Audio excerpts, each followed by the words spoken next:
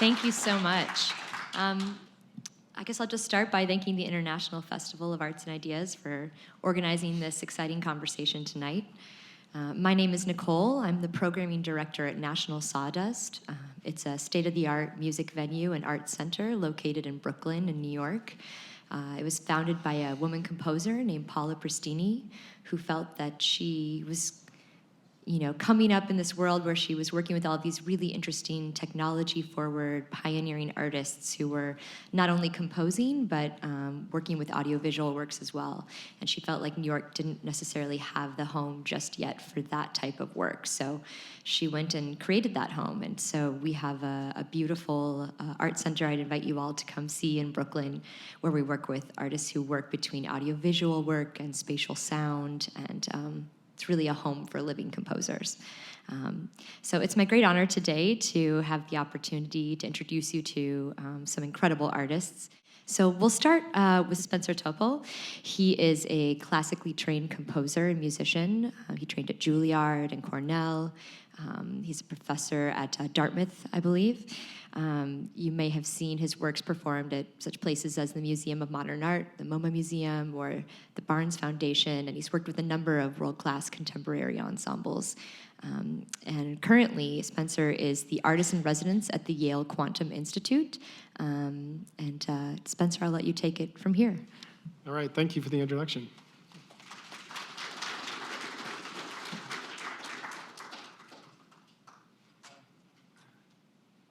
Yeah, so I'm just going to switch over here so I can kind of do a demo and talk about, give you a kind of a live demo of some of the things you're going to see at the concert happening this week at Firehouse 12. There's actually 2 concerts, an 8 p.m. and 10 p.m. show. I hope those of you who have tickets are going to go. It's sold out. But in any case, we'd be kind of asked to just give a quick, very kind of flash overview of what we do.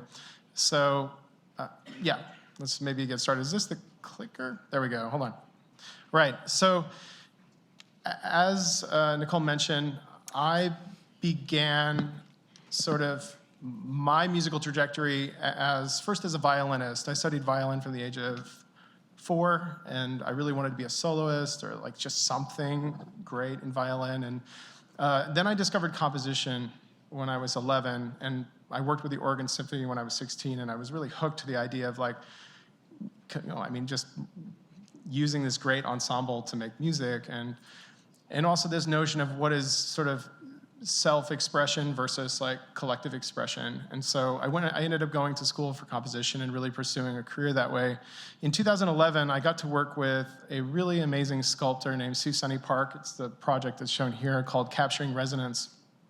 At that time, I was a visiting prof or lecturer at Dartmouth, and she had asked me to come on and develop some kind of sound elements and sort of interactive elements for this piece. And so this was an installation that was installed at the De Cordova Museum.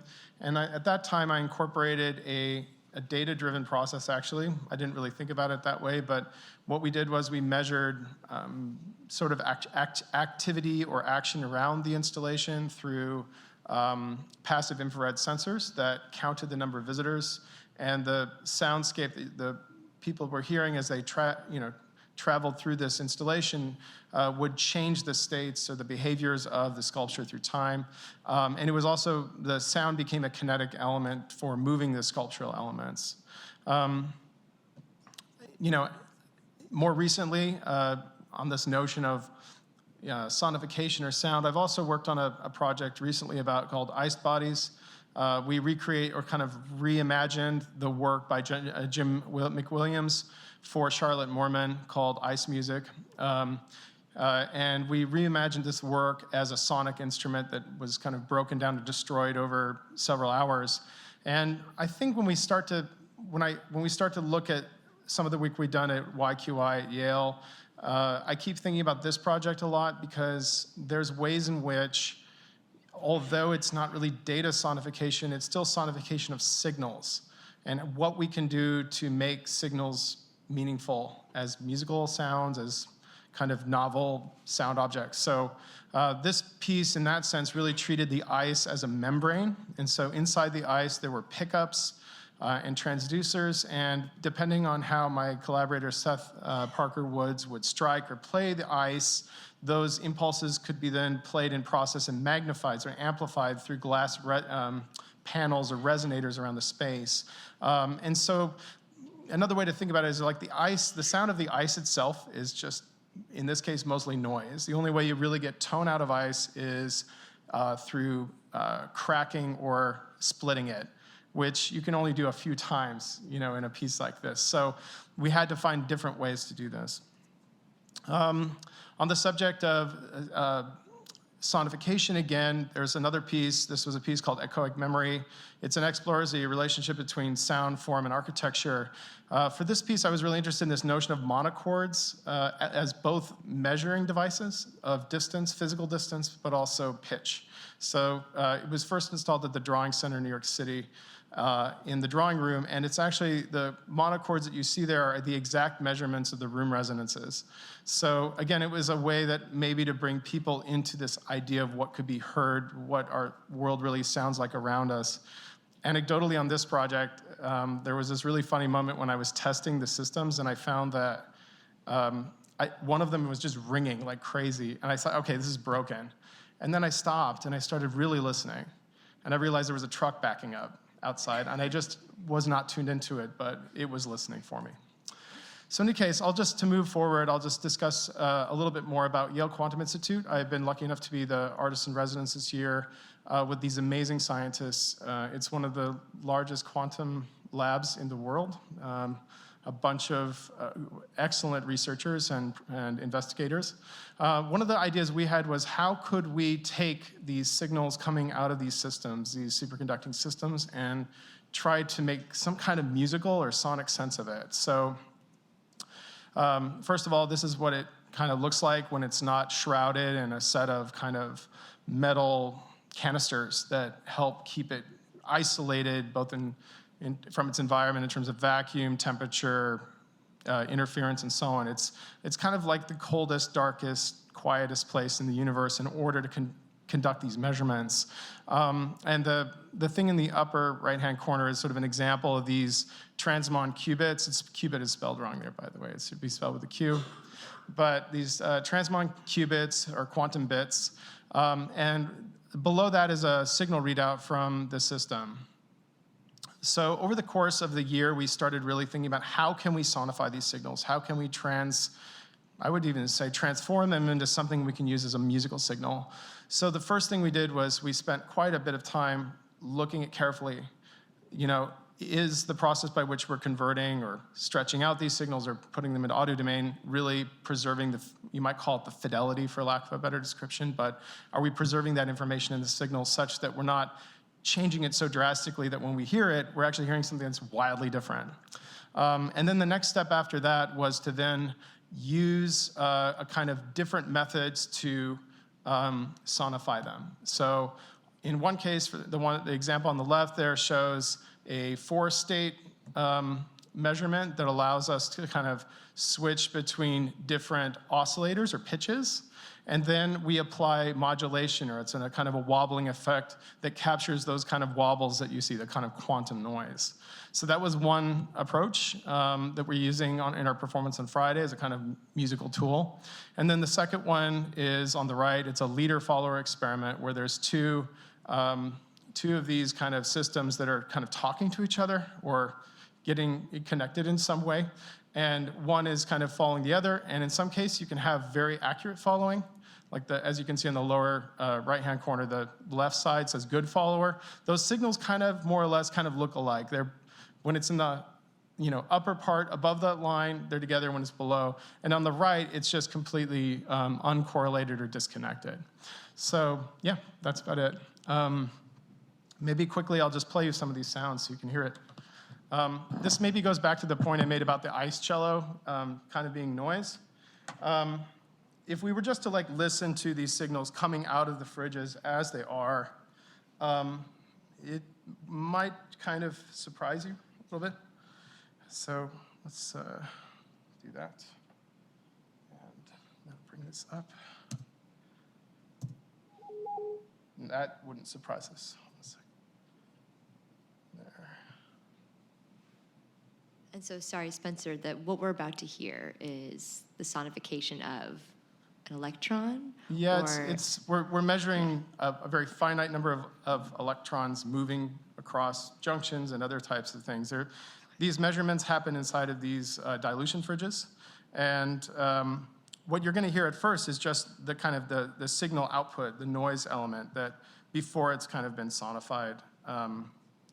So let's get that working for a minute here.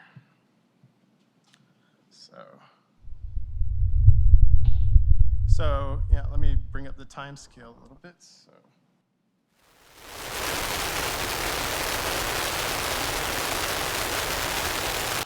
So for most of us, we recognize this as some kind of noise, right? White noise or otherwise. That's a term that's sometimes thrown away. It's actually correlated noise, so it's not white noise.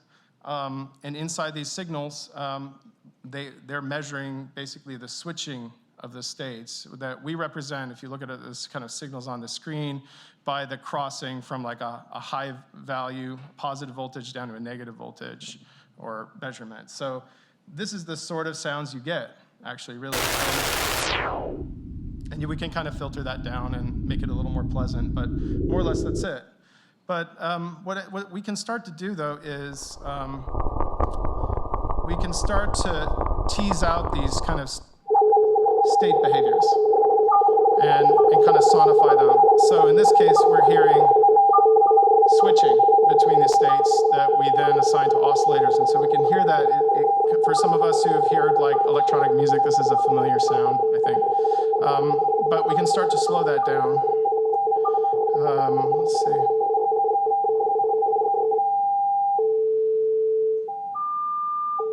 And what you kind of get is sort of melodic elements that start to form from this. And this is where once we we can add a wobble, which is the quantum noise in the system. So once we got to this point, we sort of knew we had it. This was about January.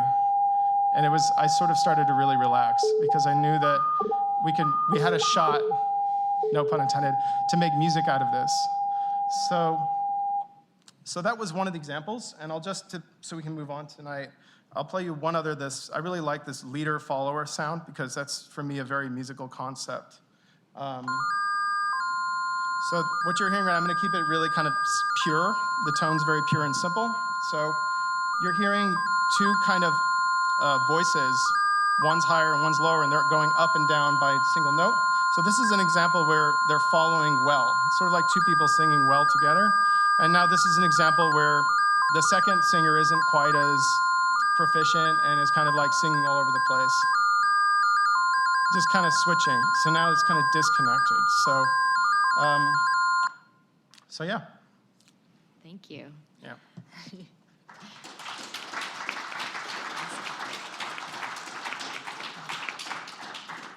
Thank you so much. We'll dive into that a little bit further.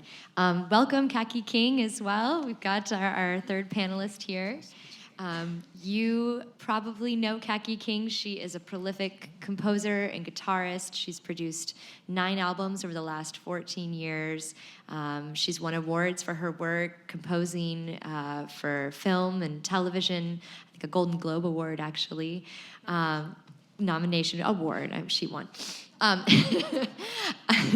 And she's also worked on projects with symphonies and larger scale projects, and she has a really interesting new project coming up called Data Not Found, where she tackles that very idea I sort of mentioned at the beginning, where we sort of live in a society where data is now a daily part of our lives, and big data is all around us. And so with that being said, Kaki, I'll let you talk a little bit about your work.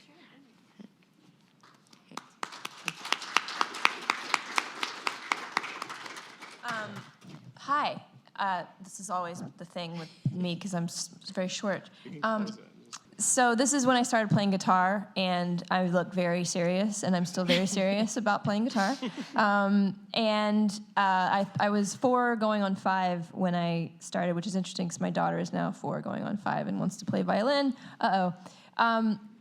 So I'm just going to fast forward 20 years or so to that's Dave Grohl giving me a hug at the O2 Arena in London. So that was like a big pinnacle of my career in my late 20s when I was all over the place and doing really cool stuff as a guitar player. And, obviously I skipped a few chapters, but it was not a linear way to there. But, that was a fun time to record with basically the biggest band on earth at the moment, 10 years or so ago. And then to be able to go on tour and have this really fun experience. I don't remember much of it. May have been some substances, I don't know. But at some point, I got a little more serious about my research into the instrument. I'm so familiar with this instrument and what is possible sonically, and I still think there's an infinite amount of things to learn. However, I started to think about how the guitar can be explored visually.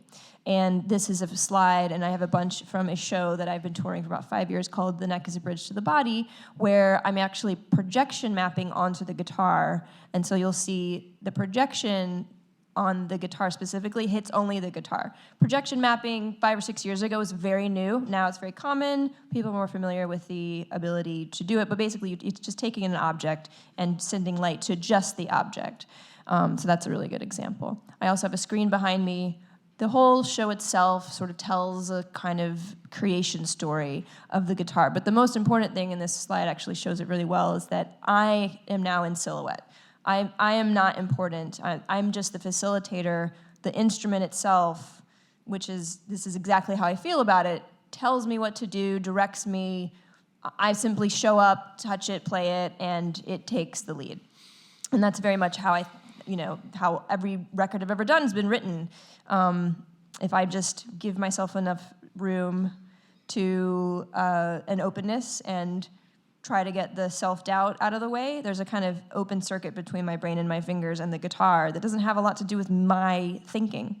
So this show toured for many, many years, and it sort of started in the music world and ended up in the theatrical world. And there's some flamingos for fun. And by the time I realized I was going to need to make a new show, I thought, okay, so how do I take this again a step further? What's another, where do I go? Because I'm not a theater person. Well, I should take that back. Now I am. But I have no training. I have no path. I really don't have many mentors or people to look up to, except people who are really weird and no one listens to them. And I'm fine being that person too, by the way. That's not a problem. But I decided to look at data and how data is this ubiquitous thing in our lives. And a little bit, that's the pixelated one, sorry. I actually think that's really cool. I was just, on the subject of data, I will back up and say that in this past show, I did use not only some visual information, but also I used the guitar as a way to control what you were seeing. So I'm just going to play a little clip that should come up next, potentially. There we go. Okay. Is this going to play on its own? All right. So each note you hear is actually triggering a spiral that you see.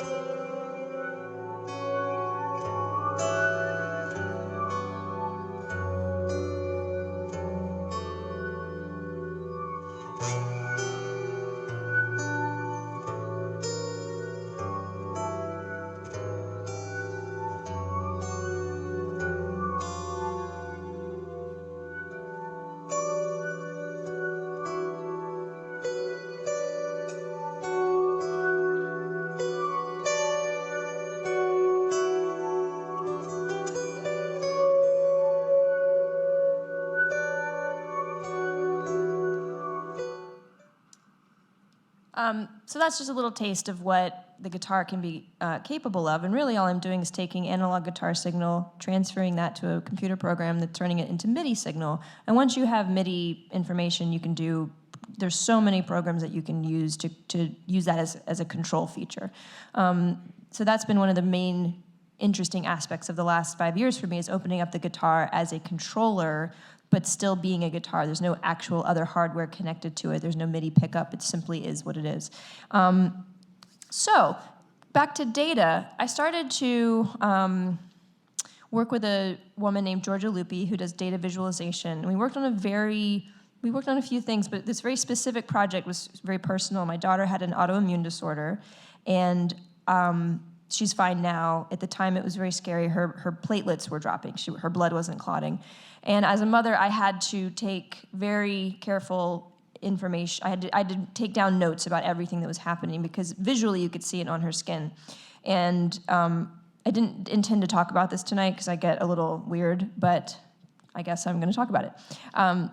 But it was my first time collecting my own personal data, and not just what her skin looked like, what meds she was on, what her platelet count was, but also how I was feeling and how I was doing. And it ended up being a piece about myself as a caretaker. And the data that was the most valuable was for me was to separate my feelings and my stress and my fear and my hope and all of those things from actually parenting.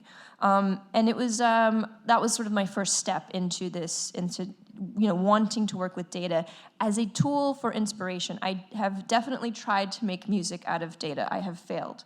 I have definitely tried to use data sets and data numbers to sort of plug into some framework that I create on the guitar or visually, and I've also failed at that. So data to me is much more inspirational and iterative, and I've been thinking a lot lately about what happens to our data when we die.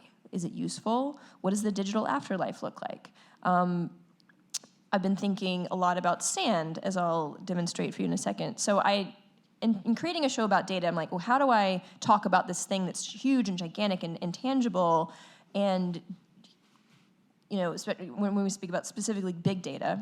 And so I figured that the metaphor of sand would be really perfect, because that is sort of how you conceptualize something that is you feel is almost infinite and yet can be sitting in a pile in front of you. Oh, that's not my slide. Did the other two videos not make it? Okay. So you'll have to just visualize some sand, right? And think about it sort of being on the stage, coming out of the guitar, coming out of my shoe, coming out of everywhere. And the reason that sand became incredibly interesting is because sand is how we have data in the first place. Because from sand, we get silica, and from silica, we get silicon chips, and we get the crucibles that are needed to make the silicon chips and to do everything, and we get fiber optic cables, and we sort of, go from this place where I can say, okay, here's a jar of sand, and there's 1 billion particles of sand in it. And from this very sand, I can, and this wouldn't be the kind of sand that I can afford, because it's very tricky to make these expensive little things. But from this quartz, silicon dioxide, basically, I have the ability to create the materials that end up in our computers, in our phones, from which we are, sort of dealing with this interesting data mess. Data solutions, data problems. So those are the things that I'm the most fascinated with now. And I'm sorry I had a late entrance. I do not mean any disrespect to you wonderful panelists. Thank you for having me. I also wanted to mention that I was able to present The Neck as a Bridge to the Body at last year's Arts and Ideas Festival, so it's very nice to be back. And I will end with that. Thank you so much.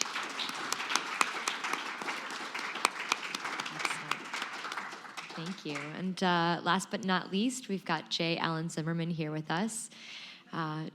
Jay is an incredible artist and has a really inspiring story.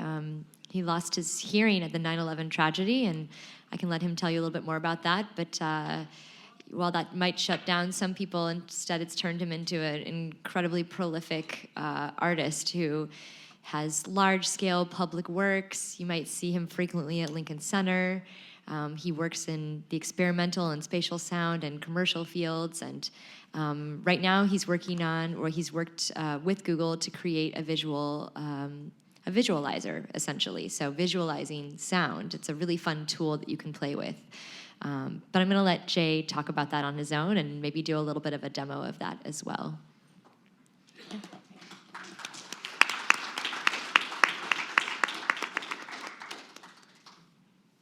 A little applause for the tech people who switched the computer really fast. Yay.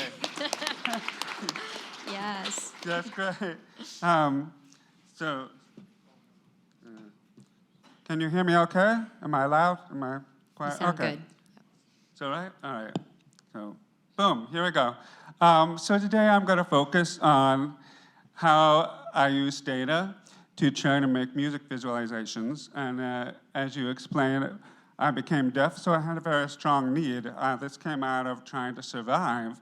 How am I going to continue composing when I became deaf? So obviously I got a little pissed. And so we think about visualizations, you think of them in different forms. Very commonly, if you think of static visualizations of music, you would think of music notation or art. So I, in a fit, destroyed all my keyboards and my headphones and my earbuds, and I splattered them up on these 12 panels to make a piece called Chromatic. And so you can look at that and say, do you hear any music when you look at this art? To me, I sort of hear an explosion. I don't know what you hear, but that would be a static representation. I thought I need to go much further if I'm going to actually hear music in my mind. So I started working with active visualizations of music. And one example of active visualization would be if you're watching a performer, in this case, musical robots. So this is a collective of musical robots. The Emmy musical robots is Spotify.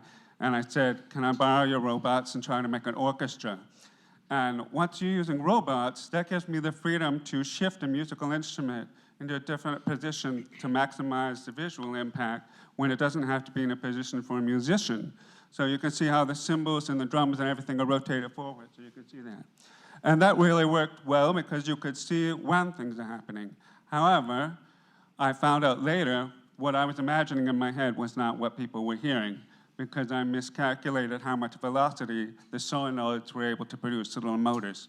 So, all right, scratch that. So you were talking about your failures. So these are all my failures here. Tried to create music for the mind. So you talked about projection mapping. This is back in 2011. So I took a real window in the National Academy of Medicine, a 30-foot tall window, and I used projection mapping to try to use visualizers. So I'm sure maybe you've played with visualizers in iTunes. What I did was I separated frequency bands and layered all these visualizers to see if I could actually see music. So you can see how I'm cheating here. It's actually one window, which I made it look like three, by putting all these panels in there. And this was really, really cool and really, really fun, but what I've decided is that most visualizers are essentially what I call eye candy. They're very pretty, they're really cool, but if you're trying to hear them through your eyes without the sound, you really can't do it. That's artistic expression. So we turned to science. So I started gathering every kind of frequency analysis tool that was available on the internet, and then again splatter them all over the wall and try to see, well, what's going to work.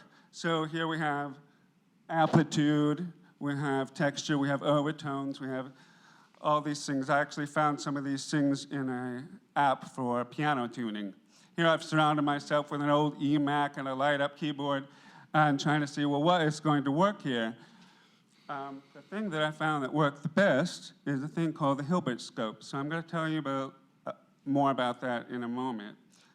So now what we've got, if we use science, what I call this is eye stats. So we have the eye candy and we have eye stats. And if you take all the data that's happening in music and you try to deliver it through all these bits of information simultaneously into your eyeballs, basically your brain melts, you know? You can't process it. So the goal is to try to figure out how can we make a singular complex image that will convey a great deal amount of data in one image. So Teachers College invited me to come up and consult with them. They wanted to create a music curriculum for the deaf. So we analyzed all these music curriculums, and they all start with listening and singing, which are the two hardest things to do when you're deaf. So I came up with this thing called sets music, to reorientate all the elements in music under categories that come from a deaf perspective. So the first one is space.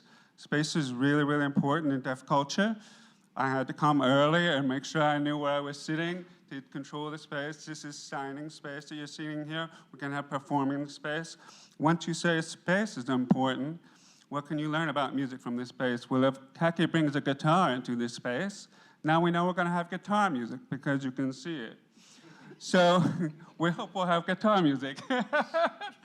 So that's the three components in sets. It's a nice acronym, are space, emotion, time, and shape. So the second one is emotion. All this information they tend to give us visually about music it's really just graphical representations of pitch, pitch, pitch, pitch, pitch, pitch. What's most important about the music? Why? Why is it happening? How do you feel when you make it? So if we put emotion in the center, that solves that problem. Time, of course, we found the best way to map time is on the horizontal, like you see in music notation or in these audio waveforms. And then once you combine that with shape, this is when you would normally talk about pitch. But we don't want to talk pitch, pitch, pitch, pitch, pitch. We want to talk about what is the shape of the melody? What are the melodic contours? And once you map all this and get together, you can have a fuller idea of music. So this becomes also a framework, a standard for how you can visualize music. And I hope anybody who is going to visualize music from now on will please use this, because then we can train kids, deaf kids, to use this and understand it, and eventually we'll be able to trigger sound in their minds. So when Google contacted me and said, hey, we want to make some visualizers, will you come help us? I was like, yeah, obviously. And I said, if you do one thing only, please make all your visualizers use the same framework, because then we can start to layer them and discover what really works. So this is a project called Sing Music, which we're going to bring up here in a moment, just to give you an example of how this works. If you take something like an iStat, a scientific thing like a spectrograph, but you shift it into an artistic view. So now, spectrograph typically, you have your pitches right to left, but if you make high and low, like we understand in our mind, high pitches and low pitches, we have a grid here. Middle C is towards the middle. So, I mean, it all just seems kind of obvious. And then it's spread out like music. It's logarithmic instead of linear. Now you can actually see it. And then we bring our friend Hilbert scope. I said, okay, I love the Hilbert scope. You give me a sense of volume, give me a sense of texture. Now can you make it move up and down with sound? They start to move it up and down. Now can you track the melodic path that it just happened? And so we can use any input, keys, keyboards, vocal. This is me at Google Creative Labs. And yes, it is pretty cool there. I would love to go there often. I'd like to move in. It's really fun. I'm going to skip that about that. Okay, so we're going to go to the live visualizers. I'm going to grab that microphone.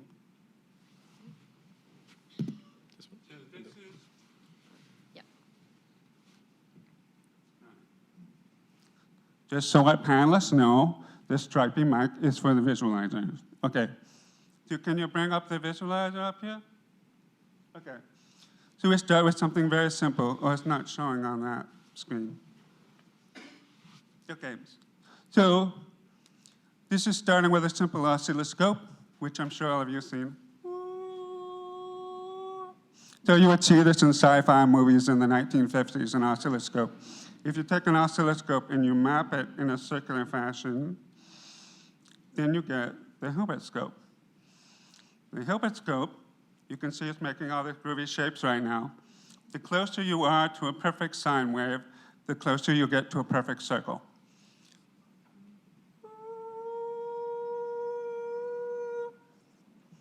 So right away you can tell it's a round sound. It looks round. You can tell how loud it is, right? So now let's try to make it move up and down. This is available on the internet. You just go, it's free. They've also made the code free for any of you programmers to help us check this further. Right. oops. I have to click this button.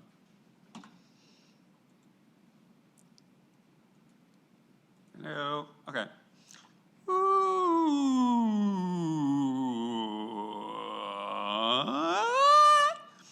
So I hope in a moment you guys are going to make some things with that. I'm just going to quickly show you the spectrograph. I love this also. And let's turn on the color. You have all these choices here. All right, so now, this is when I finally learned what is the difference between music and noise, what we consider music and noise. I mean, Spencer was talking about that earlier. So it depends on your definition. Commonly known ideas of noise are, right, versus music. Ooh. The difference is clarity. I used to think noise was the absence of pitch, but really it's too much pitch. Yeah. Okay, so I'm gonna switch this over, and I know we need to get onto our conversation. But do we have some time to make a little sound in the visualizers? Have Kaki play something? Sure, yeah. Okay, all right. Cool. I'm volunteering you. Yeah. Great. Why don't you do that? So you have a microphone. Is that microphone? Oh, wow.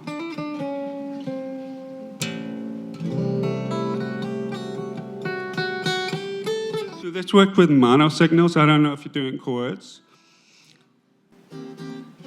So do mono? Mono? What? I should do mono signals? Yeah, if you just do a melodic melody, this is called the Hilbert painter. I said, can we now turn the Hilbert scope into a paintbrush? So if you play a simple pattern, then we can see the evolution on the melody.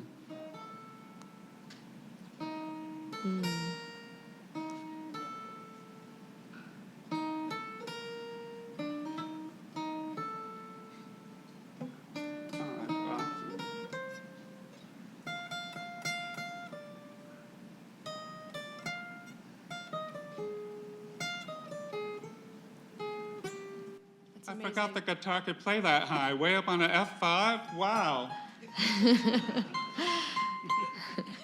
I sense a collaboration coming that's on. really, really cool. Thank you. That's really great. If you want to do chords, we can switch to the spectrograph. But do you want to talk first Go ahead, and show leave the it going? spectrogram. Yep. Okay.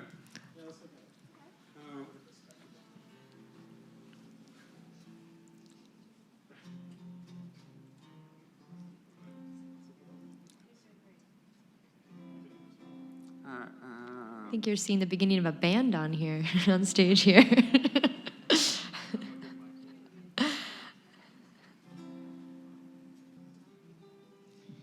It's very difficult to try to have it understand chords. This is the next phase. This particular one tries to grab melody and chords at the same time.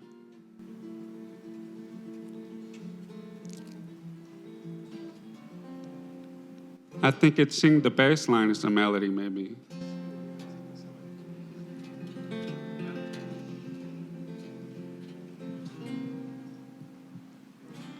Not very satisfying. I'm not finding that very satisfying. Oh, wait, yeah. I'm sorry, I'm sure it's beautiful. Try this instead. Okay, I know.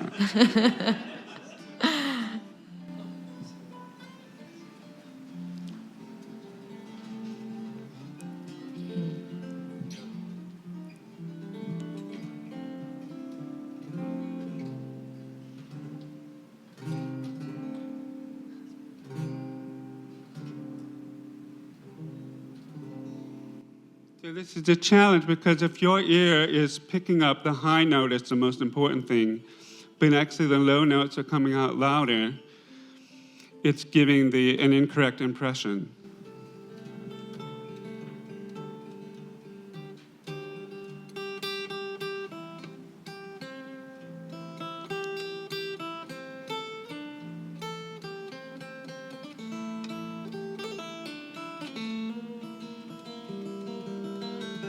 So it's difficult to tell what is an overtone and what is an actual pitch.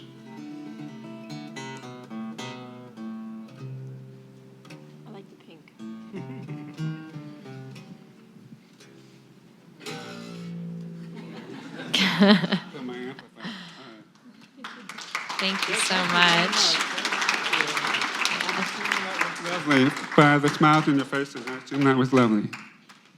So it seems like each of you is using data in a very different way, but the result from all three of these is sort of unlocking this new level of access. So you're unlocking access to sounds that we didn't know were possible from the universe, and you're unlocking emotion and things coming out of big data and explaining it in an emotive and artistic way, and you're increasing access to another group of people who can then see music in their mind and visualize it. So I'd just love to hear from you on each of that. Was that your intent when you started? I mean, obviously it was for you, Jay, the intent, but why did you start working in this realm, Spencer, of sort of unlocking this sounds of the universe, for a lack of a better way to describe it? Well, I guess for me, I don't look at data or signals. I think the kind of data I work with is generally signal information, signal data. I don't really look at it any differently than I look at any other material, whether it's wood, metal, plastic, glass, etc. Like it's something that needs to be shaped and worked with. And it's kind of a friend of mine he's a welder and a blacksmith. He does like a lot of metal work, and he says, he never likes to leave a piece of metal untouched. The idea that like every kind of, you can really see a raw piece of metal, and he makes sure that when he's creating a piece of art with it, it's like it has some imprint of him in it and of his work. And I really like that idea. And I don't think when I think about data as it being really any different. I mean, the signals that come out of the systems we're measuring are really kind of relatively simple signals. I mean, they're noise signals. What I find interesting about it is really the links, the kind of story behind it, or the context behind it, the idea of what it means, that these measurements are even possible, and that because these measurements are possible, we're able to observe something about the universe. That's the most important part. But maybe I don't see a distinction. That's all. Go ahead. So in my work as a musician, it's always, for the most part, I've written instrumental music, and I've always approached music as the language of emotion, as I think we all do. But for me, that emotional place is very, very far away from my rational mind, and it's been very, not just for myself, but for my fans, it's been this healing thing, this healing process of having a career in music that is not contextualized by vocals and lyrics. And when I started to work with data, I think I sort of wanted to suddenly become, like, I wanted to be a mathematician, I wanted to be a programmer, I wanted to do all these things, and yet those things were so far away from what I do best intuitively. So I had to kind of stop myself and say, where is it that, do I want to be someone that goes so far away from my origin source, or like that first photo of me as a child, or do I want to, kind of stick with what, like this instrument chose me. I did not choose it. It just has dragged me tooth and nail along my life, and it shaped my life. And I have not changed it one bit. It's still 6 strings and it resonates and all that. I haven't invented the guitar. The guitar invented me. So I had to sort of, let the guitar lead the way, and let this information about data. This is about storytelling. This is about things that affect us. This is about friends that die and their Facebook page is still active and it's weird. And this is about, a company collecting information about, myself, and suddenly I'm buying shoes. And, that was already happening, but now it's just uncanny and strange.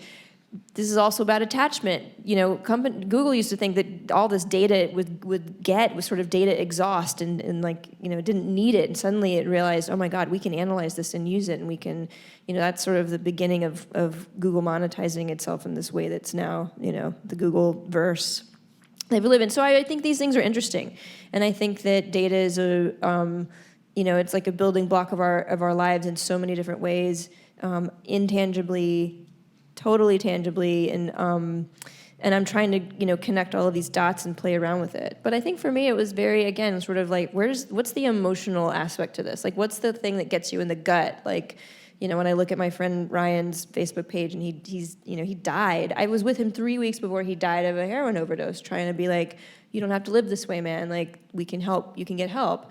And he looks like he was having the best time in the world. He's like going to a Mets game and cleaning up trash at a park. And like, the guy was like, he was dying. And I think that all these things are interesting and so many other types of stories, not just about that, but also, I mean, I really gotten into this idea of attachment lately as well, like sort of attachment to our data, our company's attachment to the data exhaust that we create, and then what does that attachment turn into? Well, it still turns into shoes, which is just an attachment to shoes. So these are the places that my mind takes me, and if I get sort of off that track, then the art isn't good. But if I keep just kind of being iterative and thinking in this kind of abstract way and in a very emotive way, then it seems to work. Amazing. Jay, did you have anything to add to that? Well, wow. I mean, I feel very moved by a lot of the things that you're saying up here. And what comes to me is we go through these transitions. You have a picture of you as a child, and we're drawn to music because it gives us joy. And then as you become a musician, make it a profession, then you're doing it a lot for yourself, And when I started this whole project, how am I going to visualize music? It was just, I need to survive. It's all about me. But now you're bringing up your friends, you're bringing up impacts on other people. That's really been a change I'm at now. Now that I've had many, many years as a hearing person and many, many years as a deaf person, seeing that there really is a need and an opportunity to use my knowledge in both areas to be a bridge to help all kinds of hard of hearing and deaf kids around the world so they can be included in music. So I think that's really meaningful. And how data relates to it, it's like, how are we going to take all this data and deliver it in a meaningful way to the people who really need it? I think that's the big challenge. We have plenty of data. We don't have very good filters or good representations of what the data means. I think that's so interesting. You bring this back to a question that I kept thinking about when we started talking about having this panel, which was humanizing data, and how these things in a lot of people's minds might be contradictory. So often when we think about music that moves us, we tie that or think about it as coming from something that's organic, or emotion or natural. But for those of you that are creating work that is data-driven,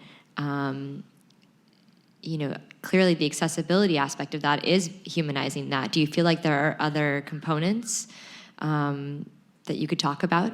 Well, just real fast, I do want to say that every experience we have is essentially data-driven because our body and our mind is taking all this data in. So it's all data.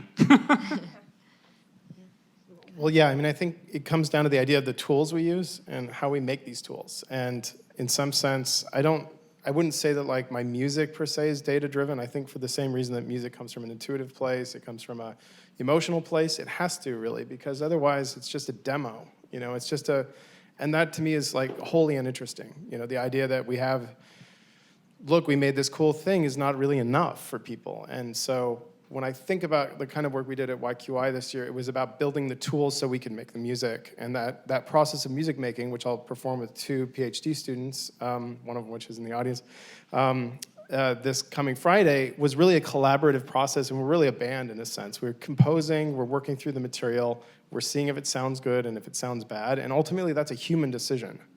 It's not a data decision. So I do know some artists who do really amazing things with this concept of like artificial intelligence composition or creation, and that is, I think, an interesting glimpse in the future, but I think at present, even those tools are at best recommendation systems for creators. It's not simply that they'll just create the art or something. I don't know if that's... It's funny, I think, because I mean, AI is entered my my world in so many ways, and especially, it's almost like I haven't even gotten a chance to really make the thing, and people are already asking me, so what about AI? So it's like AI is going to be just writing your guitar songs for you, and but like for me, I was thinking, that brings up so much stuff. For instance, I filmed some friends in a park in Pennsylvania, and the park has all these rocks that have a high concentration of iron, so they ring. And we went out there to do this because, I put them in sterile, sort of factory floor-looking suits.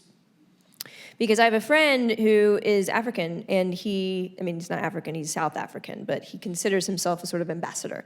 And he's very, very in tune with sort of very old issues and very, very present issues and the entanglement of the two confronting his continent. And he's very interested in AI because he's a little bit worried that AI will sort of bypass the factory floor that countries actually need in order to progress.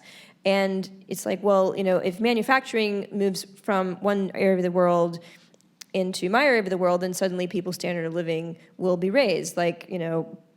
And we're not even going to worry about emissions and all those things at present. But what if that just simply doesn't even happen? What if those jobs don't even appear? And what does that mean for the people that I love and the people that I care about? So I created a little piece that hopefully will be part of this this larger show that I'm making, of a sort of trio of they're all drummers, that's what they are musically, but they're all in this case factory workers who are kind of pondering this question of am I going to get to do this? Am I going to get to modernize? Am I going to get the stuff? And at what cost is the stuff? And at what cost is not getting the stuff? So anyway, it's AI is incredibly complex in terms of like how it works and what the capability of and sort of what the dreaming of it is. And I think that just as remember in Star Trek they used to carry around a little thing that Captain Picard would read off of, and you were like, that's crazy. There's like a little thing that he has that he's just reading off of. Like, what magic is this? And now this is our future. So I think that people are not. I think that sci-fi is a very, very good indicator of what the future is, and I do think that there will be robots that are our friends, and more, and and possibly wage the robot war, and Arnold Schwarzenegger's gonna have to come back from the future, and anyway, all of that. So I've been talking a little bit too long about this, but my point is that I think that all these questions are fascinating and interesting, and deserve to be sort of inputted into art as questions. And explored in curious and abstract and fun ways, and to sort of try to put judgment aside for the time being. Because right now it's just a set of interesting tools that are going to go in multiple different directions. Yeah, I was at the New Museum yesterday, and they were having their demo day of their New Ink incubator. It's a technology, design, art incubation center in New York. And somebody said there's a lot of cynicism. Well, to say that there's a lot of cynicism around tech right now is like the biggest understatement in the world. Mm-hmm. But to live in that state of cynicism about it is also to live in the past. And not move forward. I thought that was really interesting. But yeah, so we talk a bit about AI, and I know there's a lot of interesting artists doing things with that as well. We had Dan Tepfer at National Sawdust this year, and we're working a bit with Ash Kusha, who's an Iranian British futurist who's going to be, he's created this auxiliary human that he will then perform with in real time and make a holographic representation of this AI, and has essentially formed his own band with his AI. Are there any other tools that you see coming down the pipeline that artists that inspire you are working with, or tools that you would like to work with in technology as you look forward into your career? Definitely. Yeah. No, go ahead. You just so many great toys coming. I'm very excited about augmented reality. So particularly for accessibility, we were testing I mean, you have captioning here on the screen, and the captions are way over there. The problem with live performance is how you get the captions where the people are. And with augmented reality, we did a test at Kinky Boots, and we were able to then put the captions floating in the air right in front of the actors. Of course, it's the only I'm seeing it, because it's augmented reality. So you can put a hologram into this space, and you go underneath it, and you go above it, and it's still there. It seems like it's really there, but it's not really there. So I'm very excited about augmented reality. Another thing I've been doing a lot of testing with, working with various tech companies on, is haptic devices.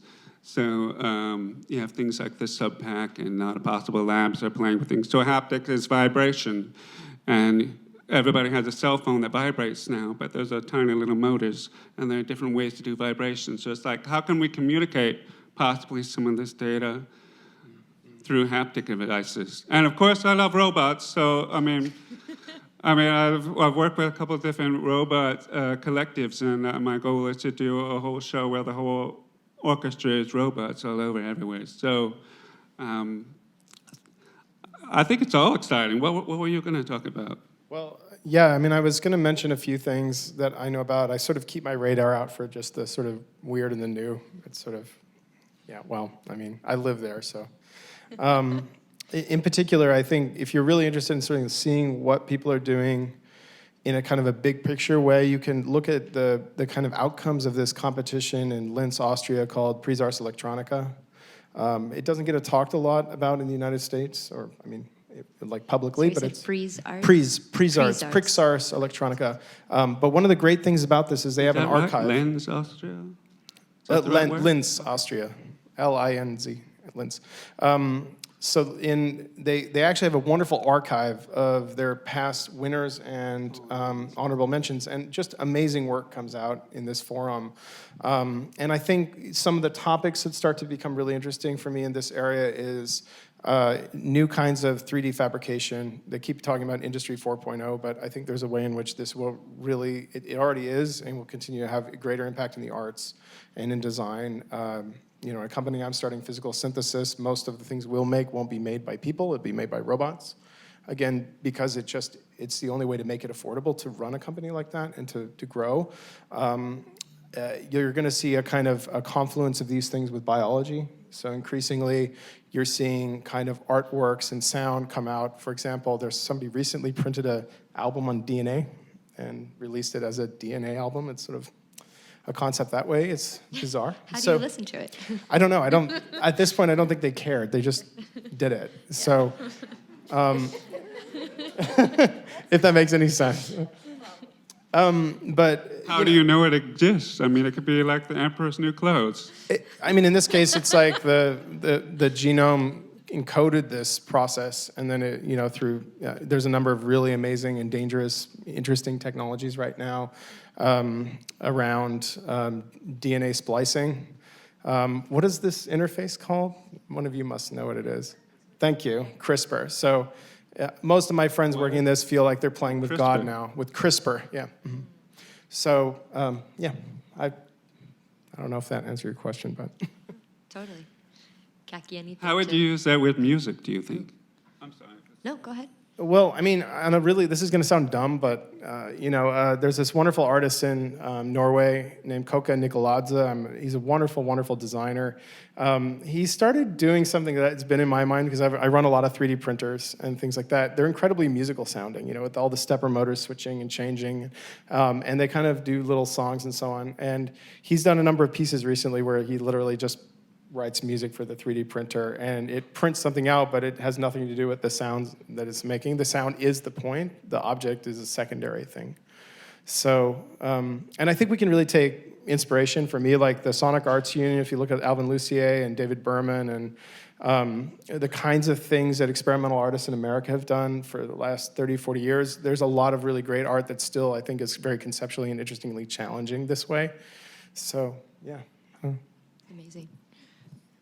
I was just going to say, I think that,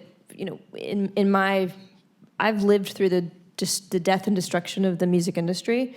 I started my career in 2002, 2003, so, everything just flopped all around me. The labels crashed. Yeah, and I think that, I love... We all died. We all, yeah. recorded music is not as interesting to me at all as performance. And I think most artists had to recreate their career to make performance both more interesting and therefore more profitable, et cetera. And the value of recordings has gone down to nothing, essentially. So so finding value in terms of audience experience, how do we finance it, I think lies in performance. And I think that the most interesting thing kind of coming down the pipeline for me is actually sort of biohacking. And how can if I can do interesting things to the guitar, if I can sort of make it prepared, or if I can run it through different programs to make it sound different, what can I do with my own body to make myself a better guitar player, a different guitar player? And I think that biohacking is going to be not hardware, it's going to be chemical. And that's interesting to me because I think that a lot of people have already been doing that via drugs and other things for many, many years. So that's to me the most interesting kind of thing. Like if I can create something so precise that that creates a pathway in my brain that changes the way I hear music or perform music, etc. And I'm not like saying we should all go out and do drugs, but that industry or that path, that place will draw inspiration from that original kind of people experimenting with hacking their brains. And that's what I wanted to add to that. Awesome, thank you. It's really wild. I just real quickly on that, I mean, the show I've been working on for the past 5 years relates to biohacking, but it connected to things for the disabled. So if you think about prosthetic limbs, things that you need in order to somewhat become more normal, well, these things are getting so much better. At a certain point, they're going to be better than human. So then, are you as a human disabled because you don't have a bionic arm? You know what I mean? So I think it's all inspiring. I mean, it's inspired in terms of concept and narrative, but what I was thinking when you were talking about a DNA album, at a certain point, the experience has to be taken in by some sort of audience, right? So you create these things, and we can all be inspired by them, but at the end of the day, how is that other person receive it, and through what method? So I'm really curious to see what's going to happen with that. If you start hacking your mind and your body and playing the guitar in a different way, then how am I, as an audience member, going to interpret that? Hack the audience. We have to hack the audience. Yeah, Did you say hack the audience? hack the audience, yeah. Please thank Jay Alan Zimmerman, Kaki King, Spencer Topel, and Nicole Merritt for being here today.